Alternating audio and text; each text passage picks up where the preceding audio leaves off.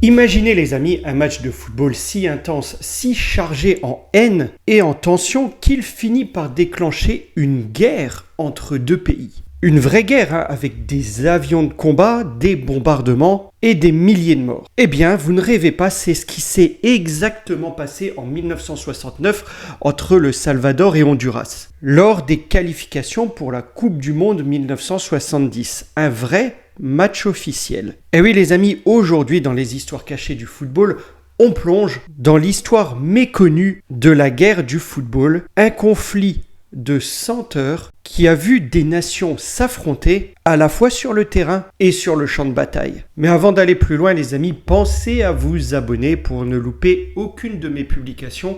Vous pouvez aussi cliquer sur la petite cloche pour être alerté. Je ne sais pas si ça marche mais ça vaut le mérite d'essayer quand même. Allez, générique.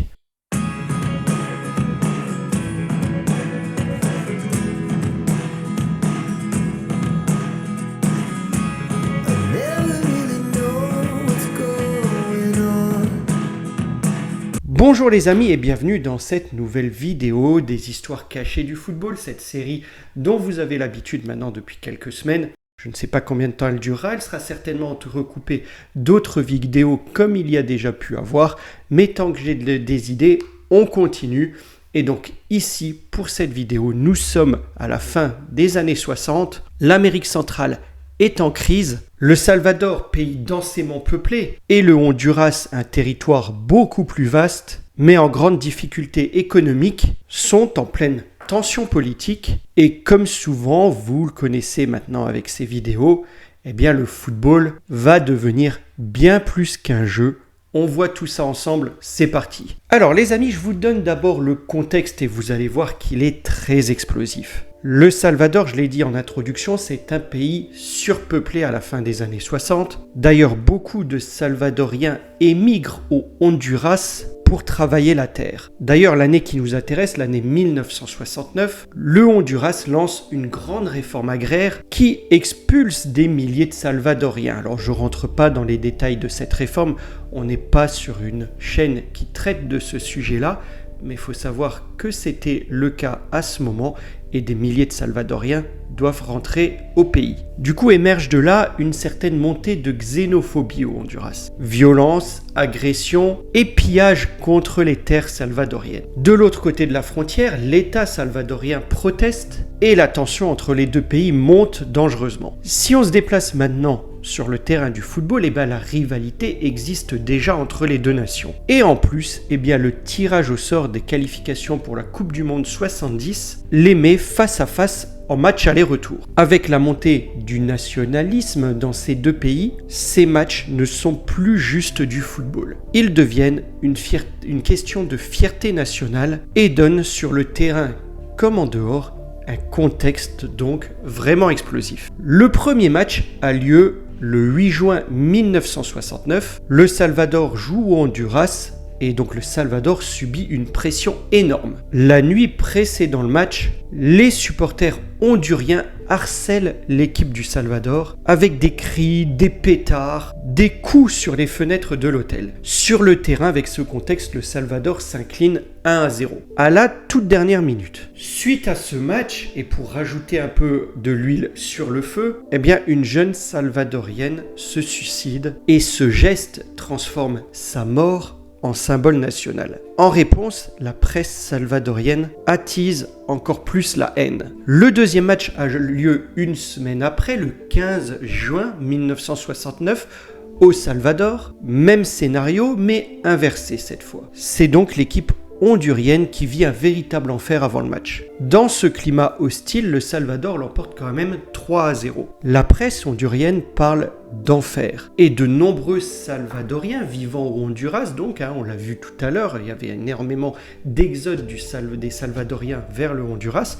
Les Salvadoriens présents au Honduras sont pris pour cible par des représailles. Un match partout, il faut savoir que il n'y avait pas de victoire au nombre de buts inscrits. Il y a donc un match décisif. Il a lieu le 27 juin 1969 sur terrain neutre et ce sera donc au Mexique. Le match a lieu sous haute sécurité. Une bataille vraiment intense sur le terrain et c'est le Salvador qui s'impose 3-2 après prolongation. Mais les amis, ce match, au lieu de délivrer un billet pour la Coupe du Monde 70, il délivre un véritable conflit. Le Salvador et le Honduras sombrent dans un conflit ouvert. Dès le lendemain de ce match décisif, la presse des deux pays s'enflamme. Au Honduras, des foules en colère prennent pour cible les Salvadoriens présents sur leur territoire. Des maisons sont incendiées, des familles entières sont chassées. Face à cette vague de violence, c'est 300 000 Salvadoriens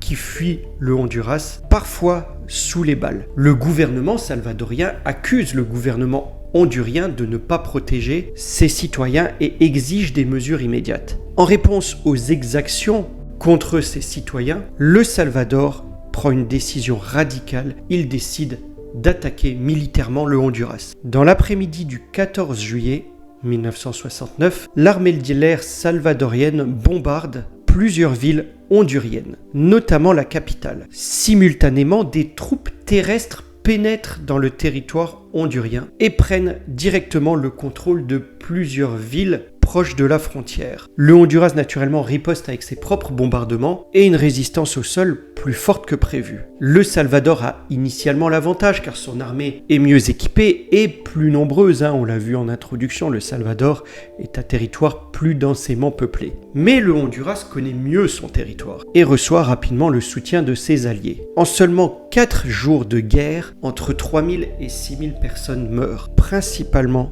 des civils, les amis. Des exactions ont lieu des deux côtés, pillages, violences sur les populations civiles, exécutions sommaires. Face au chaos, l'Organisation des États américains convoque d'urgence les deux pays et impose un cessez-le-feu. Le 18 juillet 1969. Le Salvador accepte d'arrêter son avancée, mais maintient tout de même ses troupes en territoire hondurien pendant plusieurs semaines. Finalement, sous la pression internationale, le Salvador retire ses troupes en août 1969. C'est un conflit finalement court, mais avec des conséquences durables. Ce n'est pas un simple incident de frontière, la guerre va laisser des séquelles profondes. Les relations entre les deux pays restent extrêmement tendues pendant des décennies. L'économie du Honduras est durement touchée, tandis que le Salvador s'enfonce progressivement dans une période d'instabilité politique qui aboutira à une guerre civile en 1979. Revenons au monde du football et c'est donc une qualification amère pour le Salvador, car malgré la guerre, le Salvador est tout de même officiellement qualifié pour la Coupe du Monde 70 au Mexique, mais cette participation est un échec total. 3 défaites en 3 matchs contre la Belgique, l'URSS et le Mexique.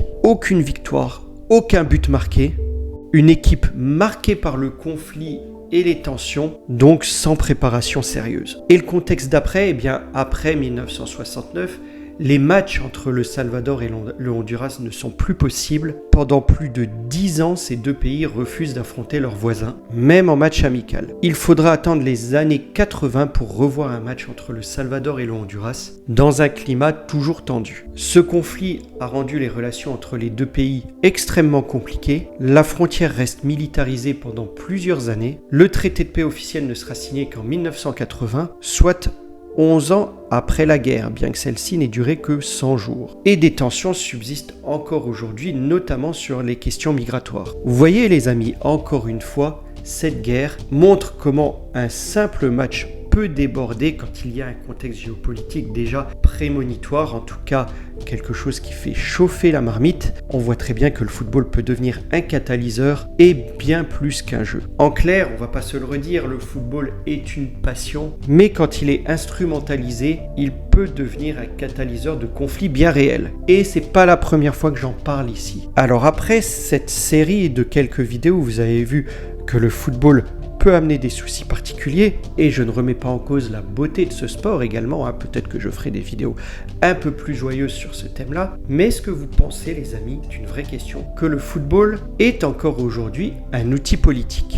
Et connaissez-vous d'autres matchs qui ont eu des conséquences historiques majeures? Voilà les amis, n'hésitez pas à vous exprimer dans les commentaires. Si cette histoire vous a plu, n'oubliez pas de liker, ça aide au référencement les amis, et c'est assez rapide pour vous. Quant à moi, ce sera tout pour cette vidéo. Likez, partagez, commentez, mais surtout appréciez, et je vous dis à bientôt pour une prochaine vidéo. Portez-vous bien les amis. Au revoir.